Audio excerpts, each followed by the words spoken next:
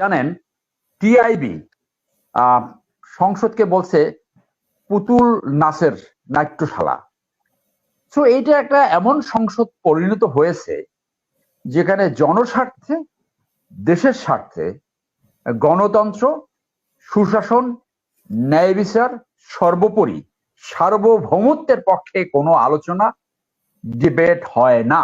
আপনারটা আপনি জানাবেন কি জানাবেন না সেটা তো আপনার ব্যাপার। আর আপনার উপরে সুমন কথা বলাতে আপনার উপরে চাপ সৃষ্টি হইলো, আপনি এতটুকু চাপ সহ্য করতে পারেন না। আপনি কিরকম এমপি কোথায় বিদেশি সফরে যায়, স্পেশাল ফ্লাইট নিয়া, বিরাট এন্টোরেজ নিয়া, সেটা নিয়ে কোনদিন কেউ প্রশ্ন করছে যে কোন একটা জেলা শহরের প্রেস ক্লাবের সভাপতি প্রধানমন্ত্রী এন্ট্রেস হয়ে যায়, সে দেশের জন্য কি আনে? ফখরুল ভাই যেমনটি বললেন, ব্যারিস্টার সুমন, আমি ব্যারিস্টার সুমনকে 2008 সাল থেকে চিনি। আমরা একসাথে বারাট ল করেছি লন্ডনে। সো সেখান থেকে তার আমার ঘনিষ্ঠতা, বলতে পারেন ক্লাসমেট, যদিও বয়সে ওদের আমি সিনিয়র, কারণ আমি সেনাবাহিনীতে 20 বছর চাকরি করেছি। দেন আমার এই প্রফেশন চেঞ্জ করেছি। আমি স্বেচ্ছা অবসর নিয়ে পরে আমি এই ল প্রফেশনে এসেছি। এটা আমাকে যারা চেনে তারা সবাই জানে।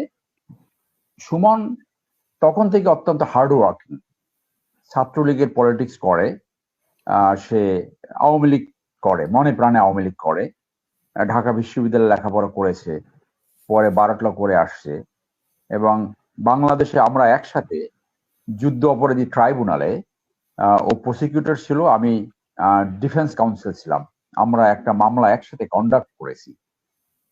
তো আমি এই যে মুজিবুল হক শূন্য, উনি যে প্রসঙ্গটা এখানে এনেছে, এইটাকে আমি দেখি বাংলাদেশের দুর্বৃত্তেই তো রাজনীতির বহিঃপ্রকাশ। অর্থাৎ দুর্বৃত্তেই তো রাজনীতি শুধু রাজনৈতিক দলগুলোর ভিতর না, দুর্বৃত্তেই তো রাজনীতি পার্লামেন্টের ভিতরে ঢুকে গেছে। ফখরুল ভাই যেমনটা বলেছেন, অনেক ফান হয়, হাস্য রস হতে পারে। মমতাজের মতো চর্বি সুন্দরী কথাটা আমার না, এইটা অস্ট্রেলিয়া থেকে এক ভদ্রলোক ইউটিউব করে, এটা তার বক্তব্য। ভালো গান টান গায়, বন্দনা করে, এবার এমপি হতে পারে নাই। তো এই চর্বি সুন্দরীরা ওখানে আবার বিভিন্ন ধরনের হাস্য কৌতুক সৃষ্টি করে। এবং আপনি জানেন টিআইবি সংসদকে বলছে পুতুল নাচের নাট্যশালা। তো এইটা একটা এমন সংসদ পরিণত হয়েছে যেখানে জনস্বার্থে, দেশের স্বার্থে, গণতন্ত্র, সুশাসন, ন্যায় বিচার, সর্বোপরি সার্বভৌমত্বের পক্ষে কোনো আলোচনা, ডিবেট হয় না। যার জন্য সুমন যেভাবে রাজনীতিতে আসছে, প্রায় 1 লক্ষ ভোটের ব্যবধানে একজন ভালো লয়ার, একজন প্রতিমন্ত্রীকে হারিয়েছে, তার মানে সে জনগণের মন জয় করতে পেরেছে। যদিও এই নির্বাচন মূলত পাতানো ছিল, এই নির্বাচন একপেশে ছিল, কিন্তু সুমনের সিটে কন্টেস্ট হয়েছে বলে আমি মনে করি। তো সেই সুমন স্বচ্ছতায় বিশ্বাস করে এবং তার সবকিছু সে জনগণকে জানাতে চায়। এইটা কেন দোষের হবে? আপনারা 349 জন কিভাবে এফেক্টেড, কিভাবে আপনাকে এটা আঘাত করলে, আপনারটা আপনি জানাবেন কি জানাবেন না সেটা তো আপনার ব্যাপার। আর আপনার উপরে সুমন কথা বলাতে আপনার উপরে চাপ সৃষ্টি হইলো, আপনি এতটুকু চাপ সহ্য করতে পারেন না। আপনি কিরকম এমপি, আপনি কিরকম নেতা? আপনি তো আওয়ামী লীগের পদলোহন করে ইন্ডিয়ার দাসত্ব বরণ করে রাজনীতি করছেন। আপনার এই প্রোগ্রামের মাধ্যমে আমার বন্ধু সুমনের সাথে বলছি, শোল্ডার টু শোল্ডার তার পাশে আমরা দাঁড়াবো। এই একটি লোক আমি দেখেছি যে দলের ভিতরে সমালোচনা করে, চোরকে চোর বলে, দুর্নীতিবাজকে দুর্নীতিবাজ বলে।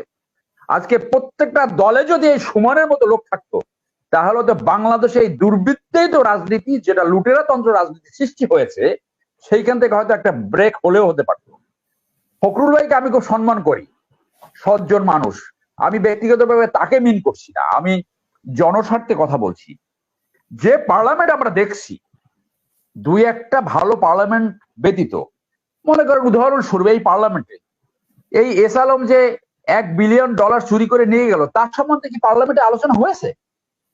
এই যে যারা এখন জনগণের টাকায় অনারিয়াম নিচ্ছে, ট্যাক্স ফ্রি গাড়ি নিচ্ছে, আরো কত ধরনের বেনিফিটস নিচ্ছে, আমরা তো এই আলোচনা দেখিনি।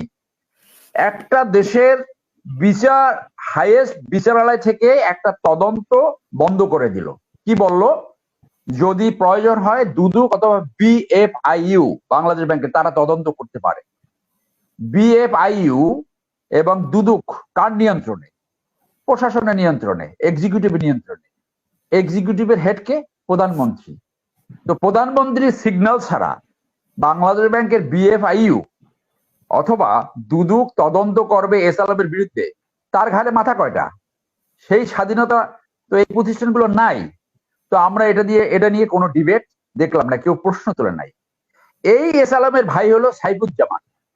কি করে 300-র মতো বাড়ি থাকতে পারে? উনি যত বলুক উনি টাকা এখানে মানি লন্ডারিং করে নাই। আমি এটা বিশ্বাস করি না। আমি এটা বিশ্বাস করি না। লুটেরা তন্ত্রে একটা আপনার এই ধরনের একটা দুর্বৃত্ত রাজনীতিতে সে এত বড় হয়ে গেলে 300 বাড়ি করে ফেলবে। আপনি যারা তার বাবাকে চিনত, আমি একাডেমিক পয়েন্ট অফ ভিউ থেকে বলছি, আমি মৃত্যু ব্যক্তিকে সমালোচনা করছি না, যদিও কোরআন শরীফে ফেরাউন এবং নমরুদকে নিয়ে আলোচনা আছে মানুষের শিক্ষা গ্রহণ করার জন্য। তার বাবা শেখ সাহেবের সাথে 1972 না 73 সালে আপনার ইরাকে গিয়েছিল। সেই ইরাকে সেই সরকারি ট্যুরে সোনা চুরি করে নিয়ে আসছিল। তখন শেখ সাহেব সেইটা জেনে তাকে আওয়ামী লীগ থেকে বহিষ্কার করেছিল, এবং যতদিন শেখ সাহেব বেঁচে ছিল সেই সময় সে আওয়ামী লীগে ঢুকতে পারে নাই, আখতারুজ্জামান বাবু। তো সেই চরিত্র নিয়ে সে আসছে। এক ভাই এখান থেকে 300 বাড়ি বানায় লন্ডনে, আর এক ভাই বাংলাদেশ থেকে $1 বিলিয়ন এস আলম নিয়ে যায়। দুই ভাইটি বাংলাদেশের $1 বিলিয়ন নিয়ে গেছে, বাকি সব আপনি বাদ দেন। এইটা নিয়ে কি সংসদে আলোচনা আপনি দেখেছেন? শেখ বাচ্চু একটা ব্যান্ড শেষ করে দিল, সেটা নিয়ে আপনি সংসদে আলোচনা দেখেছেন? এই যে কথায় কথায় বিদেশি সফরে যায় স্পেশাল ফ্লাইট নিয়ে, বিরাট এন্টোরেজ নিয়ে, সেটা নিয়ে কোনদিন কেউ প্রশ্ন করছে যে কোন একটা জেলা শহরের প্রেস ক্লাবের সভাপতি প্রধানমন্ত্রীর এন্টোরেজ হয়ে যায়, সে দেশের জন্য কি আনে, ওই ট্যুরে তার কেন প্রয়োজন হয়? এটা নিয়ে কোনদিন আলোচনা আপনি দেখেছেন? সার্বভৌমত্ব নিয়ে কোনদিন আলোচনা দেখেছেন যে তৌহিদ হোসেন ফরেন সেক্রেটারি ইন্টারভিউ দিয়ে বই লিখে বলেছে বাংলাদেশের প্রত্যেকটা অ্যাপয়েন্টমেন্টে ইন্ডিয়া ইন্টারভেন করে? এটা নিয়ে কোনো ডিবেট দেখেছেন? দেখেননি। তো আপনি এই যে পোর্ট ব্যবহার করবে, কোন ট্যারিফ বিদ্যুৎ রাস্তা ব্যবহার করবে, সেটা নিয়ে কোনো আলোচনা দেখেছেন? ক্যাপাসিটি চার্জের নামে হাজার হাজার কোটি টাকা নিয়ে যাচ্ছে, কোনো আলোচনা দেখেছেন? এই যে আপনার টিকার জন্য টাকা নিল 5,000 কোটি টাকা, টিকাও দেয় না, টাকাও ফেরত দেয় না, এটা নিয়ে আলোচনা শুনেছেন?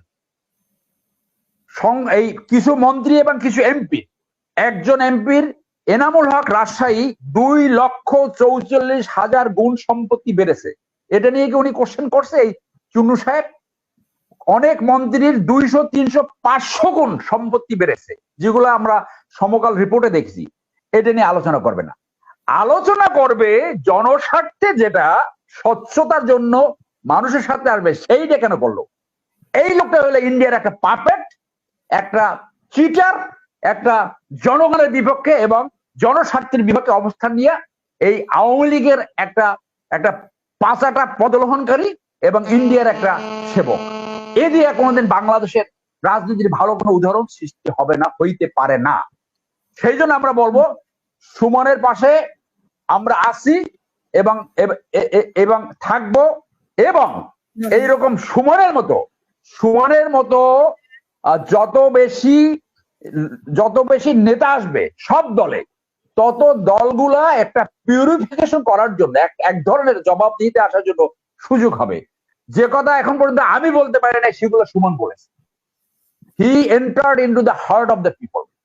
সেই জন্য আমি মনে করি সুমন এখন পর্যন্ত আমার বিবেচনায় has the required leadership qualities, যেটা উন্নত দেশের লিডারশিপ কোয়ালিটি আমরা দেখি, যে যেখানে যে কোনো ব্যাপার নিয়ে জনস্বার্থে ডিবেট হবে, জনগণের সামনে তথ্য উপস্থাপন করা হবে, জনগণ আলটিমেটলি বিচার করবে। কিন্তু বাংলাদেশ তো জনগণ বিচার করার সুযোগ পাচ্ছে না। যেহেতু ভোটের ব্যবস্থা সম্পূর্ণ শেষ হয়ে গেছে। অতএব এই ধরনের চূর্ণ মার্কা এমপি এটা কোনোদিন দেশের স্বার্থে জনস্বার্থে আসবে না, শুধু তার সম্পত্তি শতগুণ বাড়বে। এই চূর্ণদের মানুষ, চূর্ণদের মতো নেতাদের, এই ধরনের তথাকথিত এমপিদের উচিত এদেশের মানুষকে রিজেক্ট করা।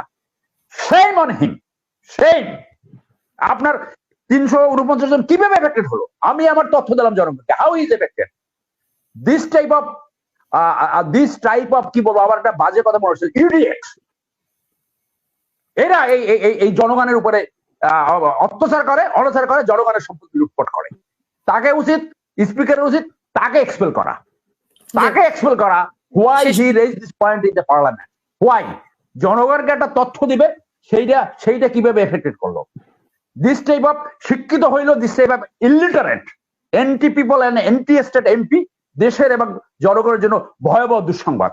ধন্যবাদ।